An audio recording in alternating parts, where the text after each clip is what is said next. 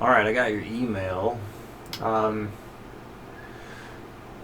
this is a tough one. Like, how when you ask how should anyone approach trying to reformulate the technique to root bad habits or the reflexes, best thing I could think of is kind of what we're doing, or kind of what you're doing. Is it's got to be really slow, slowly increase. So you got to be at a point where you are in complete control, at a pace, at a speed that you can see everything that's happening and you're in control of everything that's happening.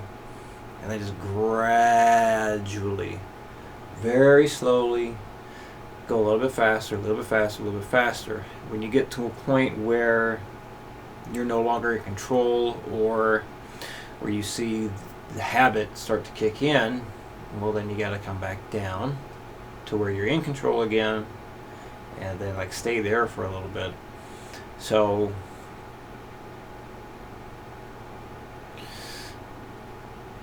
going up by like 1 beat per minute increments is probably going to be the best thing to allow yourself to see everything that's happening. You could start with going up by fives like usual, and then kind of find where you your middle finger is doing what you don't want it to do, and then maybe back it off 20 beats a minute. Make sure you are back in control of it, and then start going up by ones at that point, and see if that helps you stay more in control. So basically, it's like a long-winded way of saying you got to stay slow enough so you see you're doing it exactly how you want to do it, and gradually push the speed, very gradually, and then make sure that when your middle finger does what you don't want it to do, back the speed back down and stay at that speed where you're in control again for like maybe 5 minutes, 10 minutes kind of thing. Yeah, that's like, okay, I like to use weightlifting or weight training analogies for like guitar stuff. It's like I messed up my hip flexor once by squatting too much weight too soon, like an idiot. So I decided I was going to relearn how to squat again, and I just kind of broke things down into basic technique stuff. Was using no weight. I squatted with a pole in front of my nose to make sure that I wasn't leaning too far forward, and then just kind of gradually built weight back up, making sure that my form was correct the whole time. So same kind of thing here. So you gradually, very slowly add weight to the bar, making sure that your form is correct the whole time. If your form starts to fall apart, well, that's usually when the set's over and then you don't go on. Yeah, you got to make sure everything is good. Same thing here. You just go up in speed when it's correct. So slow and steady. And yeah, so when to incorporate the metronome?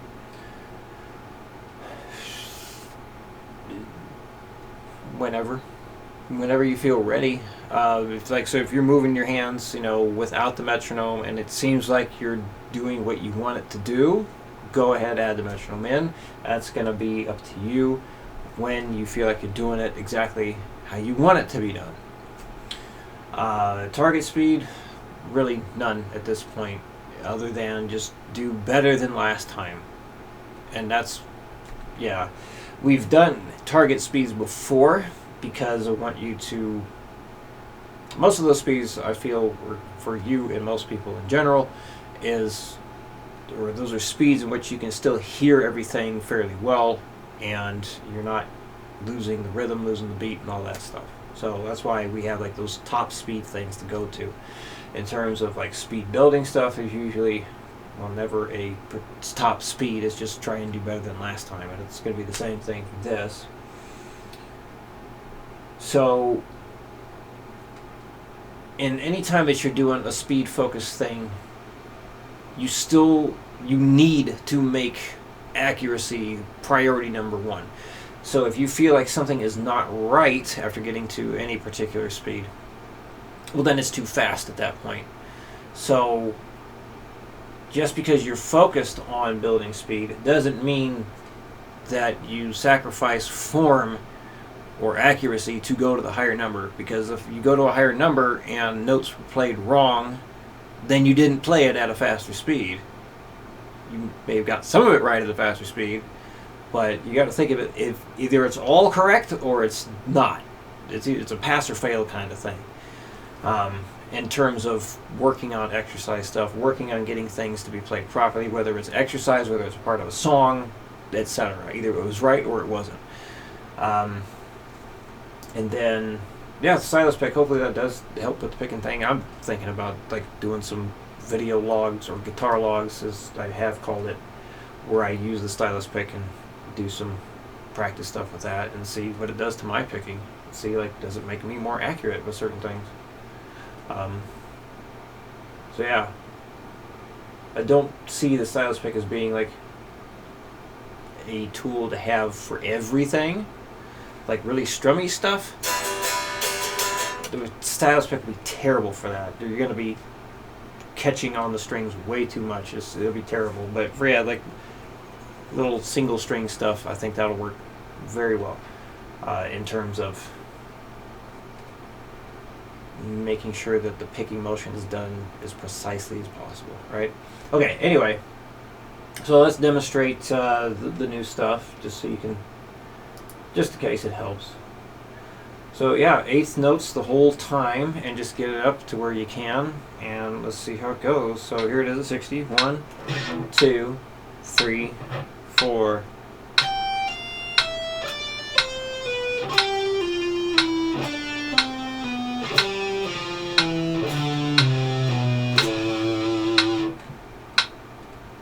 Double time. 1, 2, 3, 4.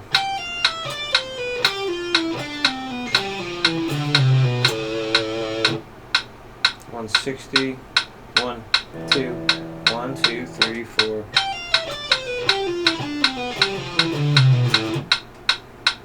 $200. Whoops. Sorry. No. 1, 2, 1, 2, 3, 4.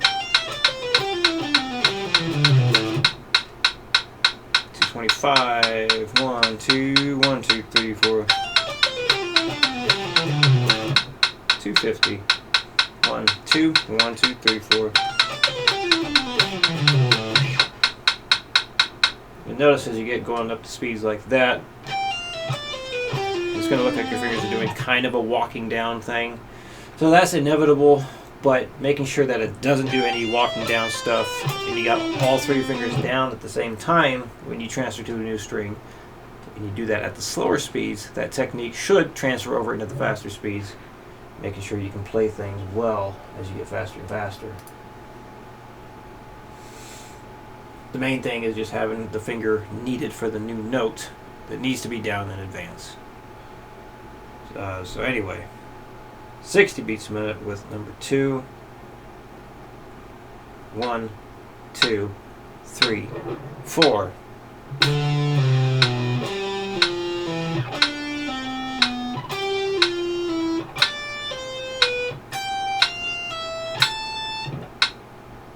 Double time. 1, 2, 3, 4.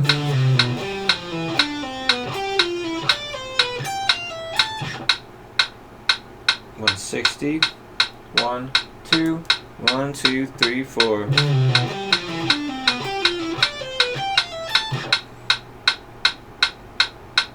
200. 1, 2, 1, 2, 3, 4. 25. 1, 2, 1, 2, 3, 4. 250. 1, 2, 1, 2, 3, 4. Do it again. 1, 2, 1, 2, 3, 4. One of the hard things about that speed is just hearing the click, click, click, click, click, and then putting this particular note structure evenly with it, because yeah, you naturally would want to do 1, 2, 3, 1, 2, 3, 1, 2, 3, not 1 and 2 and 3 and 1 and 2 and 3 and. So it is a weird one. And then for this big old thing, just practice it with sweep picking it. Oh, wait a minute, you gotta do that twice each. 1, 2, 3, down, down, down, up, up, up, down, down, down, up, up, up. Because of how long this is, I would say it's impractical to do like a metronome drill with it. I would just work on just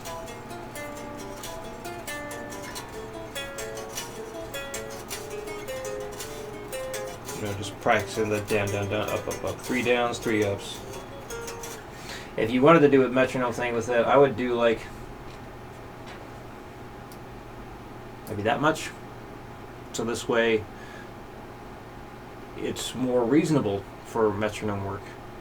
So yeah, if you got the time and you want to metronome this, I would suggest that. So sweep it, 3 downstrokes, 3 upstrokes, repeat, 3 downstrokes, 3 upstrokes, repeat, and then call it there. And then you get it up to a fast speed, and maybe back it down like 10-20 beats a minute, and then run through the whole thing and see how that goes.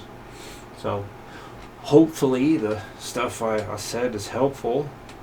But yeah, it's just going to be a slow. Imagine it would be a slow, but it's a slow, steady journey. Yeah. There's been some habit stuff I worked on with people before, and it does take some time. Not necessarily what's going on there with you, but I mean the fact that you're able to concentrate on what the middle finger is doing and you can make it work the way you want it to, that's good. So that means it is fixable. Okay, so if any other questions come up, please let me know, and I'll see you next week.